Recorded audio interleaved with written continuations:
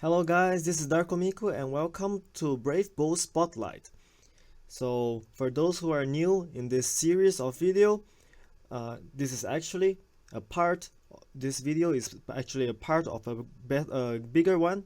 So in this video I am presenting to you the Brave Bow Spotlight, but it actually is part of a multi-tier list video, multi-tier list weapon video. So if you missed other parts, please check it out on the video playlist. Okay, so let's get started. Summary: this is pretty easy. Brave bow is pretty simple. So there's the pros, cons, and recommendations for bow users. If you are still not convinced that you should not use bow, then I can only give you recommendations to make better use of your bow. Okay, so the pros: very easy to start a step, new player friendly, balanced, useful in all stages, especially in dual mode. But in dual mode, rarity doesn't matter. Doesn't miss most of the shots. Good enough knockback with Art of Combat. No major problems synergizing with skills and books. Bow is the all-rounded balanced weapon, so not major problems, but not major pros. So the cons: unlike spear, bow still misses all the shots if anything walks more than a certain angle before your projectile hits it. It has low DPS because of its weapon modifier, and its 50% increased crit damage doesn't help much. Average epic stat: why? Let me show you. So many people thinks, oh my god, 50% increase in critical damage, that must be a lot, right? But nope, and I'm going to show you here. So the epic stat: plus 50% crit rate, crit chance, crit damage. Crit rate would be awesome, but it's not crit rate, it's crit damage. So this does not increase your critical damage by 50% because it is additive. You naturally already have 200% crit damage. So if you create a new account or use an account without any additional crit damage, if you crit, you deal double the damage. That's why it is 200% crit damage. So you already have 200%. So plus 50 crit damage gives you an increase of 25% critical damage. But an increase in critical damage doesn't increase your DPS by 25% either, because you don't have a 100% crit rate. So the real increase in DPS caused by plus 50% crit damage gives you depends on how much crit chance you have. So I'm using two accounts. So in the new account, you have 15% crit chance. All new accounts have 15% crit chance, and then 200% crit damage. So 0.85 is the chance of not critting, and plus, so the DPS is the mean value of not critting and critting. So the not critting has a multiplier of 1 because it is not critting. So it is 0.85 times 1 plus the critical damage is 2.5, but multiplies by the time it crits, by the chances it crits.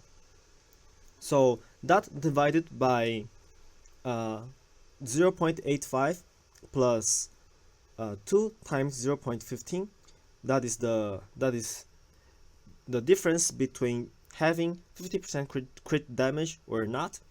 So it actually increases you only 6.5% DPS, and that is very, very low compared to other epic stats. So my account has 26% crit chance. This is a lot more crit chance than 15%, and 300% crit damage. So doing the same math, it is 8.553% increase in DPS. So it is pretty bad. It is not anywhere near 10%.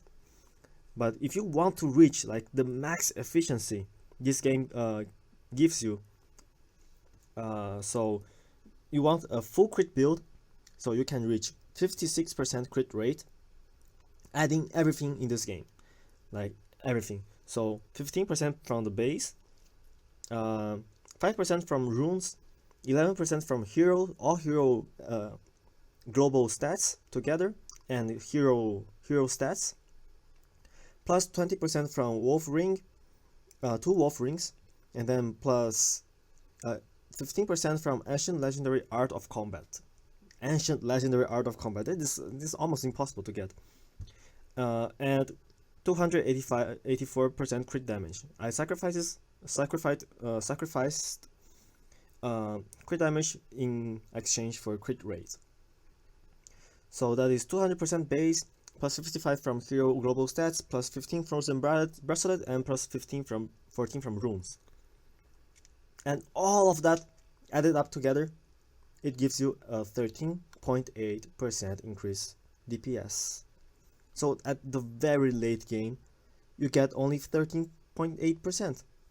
And the Death Scythe weapon multiplier is 1.45, so that is a 45% increase in DPS. So it's not anywhere near. So these numbers are just pathetic for how much effort and sacrifices you need to make it work. And if you compare this damage to the other weapons damage, so for base crit stats, Tornado, there you go, from 0.8 weapon multiplier to 1.35 when it hits the back and forth. That is from minus 24%, minus 25% to plus 26%. For the Death Scythe, it is Death Scythe has 36% more DPS, without even accounting Death Scythe's epic stat. Epic stat.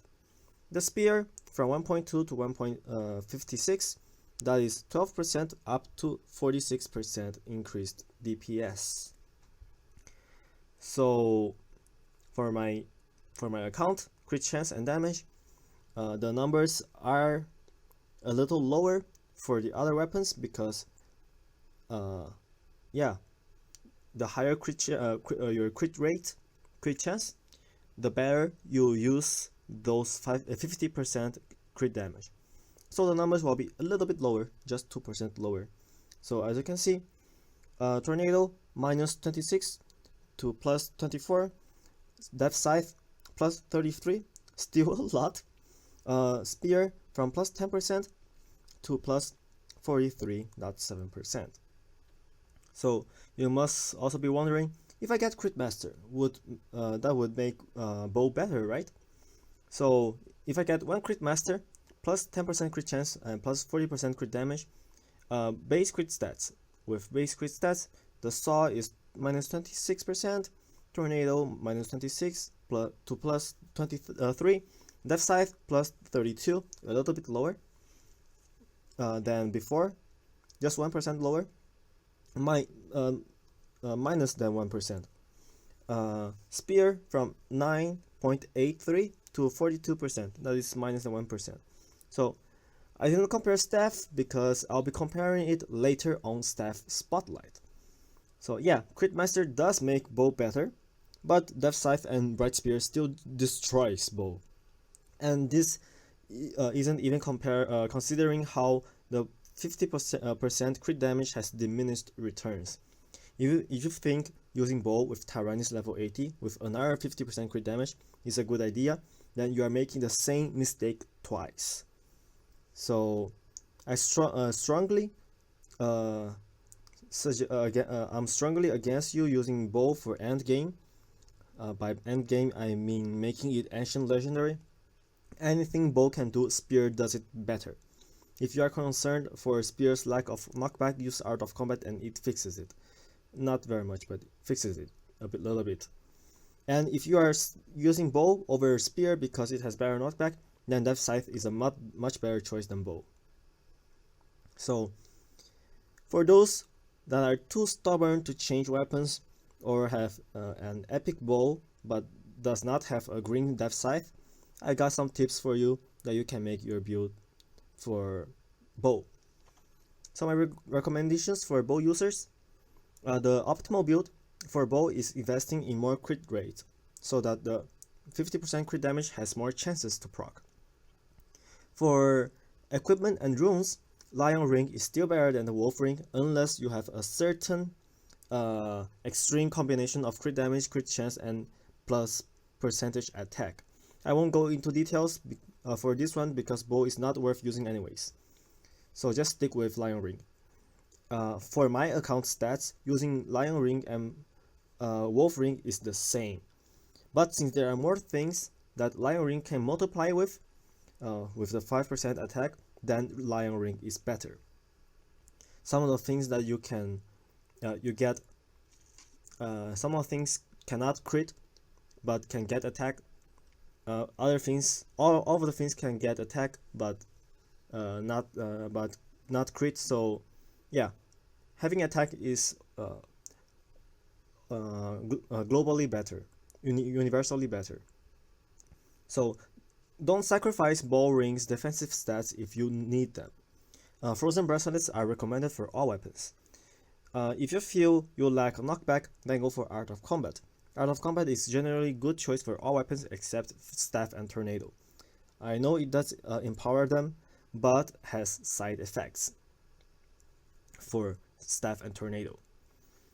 If in runes, prioritize critical chance over flat amount of attack, or percentage attack depending if your account already has a lot of plus percentage attack, more than mine. So I think plus percentage attack will be always better than plus critical chance, but not over plus critical damage. So never pick critical chance over plus percentage damage. Okay, now also prioritize to roll increased crit chance with Crit Master and Dwarf. So if you are wondering why I'm not recommending any defensive equipment rune choices, is because I already have a video on that. It is the dodge versus damage reduction video. It has an hour and a half of its own. For heroes, pick heroes that have passive skills that can make use out of your epic stat. Helix, Ayana, and Shade. All of their hero passives can crit. Helix and Shade are especially good because they have a 5% crit chance on their own. Miaujik is not a bad hero. The bow is a bad equipment. That's why Miaujik is not recommended for bow, because Miaujik's cats doesn't crit unless you are using staff. Tyrannis level 80 is the worst possible choice while using bow. You'd be stacking the same mistakes, and Tyrannis electric damage doesn't crit. What makes Tyrannis not a bad hero is actually the plus 20% damage to airborne units, but that equally benefits all weapons, not just for bow. So bow is not especially good with Tyrannis. Any other weapon can benefit the same amount with Tyrannis. So skill choices order. No particular necessity. Just give a little bit higher priority to Crit Master, that is, I consider it A tier, over some other A tier skills and below. You can follow the Dream Skill combo video I have, and you will be set for all chapters. Here is a table of how much DPS you gain per Crit Master versus the attack boost with bow. So with bow epic or above. New stats. 15% crit chance, 200% crit damage. Stats, my stats, 26% crit chance, 300% crit damage. So the DPS increase table from getting the first attack boost, second, third, fourth, or fifth attack boost, or Crit Master. Okay, so when you have only attack boost, the first one you get increases your DPS by 30%. The second one you increases by 23% only, because it is additive, not multiplicative. The third, fourth, you can see there. Plus attack boost plus level up multi-shot. So if you have already a multi-shot, getting one more attack boost increases by 33.3% damage, DPS actually. And if you have attack boost and multi-shot and front arrow, if you have multi-shot and front arrow, the first attack boost you get increases your DPS by 46.15%. So and then for Crit Master, new stats, the first Crit Master you get increases your DPS by 20.41%. The second one, 22.37%. The third one is 22.71%. And the fourth one, 22.12. You might be thinking, what the hell? Why is it going up and down? Because this is a second grade equation. I don't know how it is in English, but it has terms. The variable is multiplied by each other, so it is elevated squared.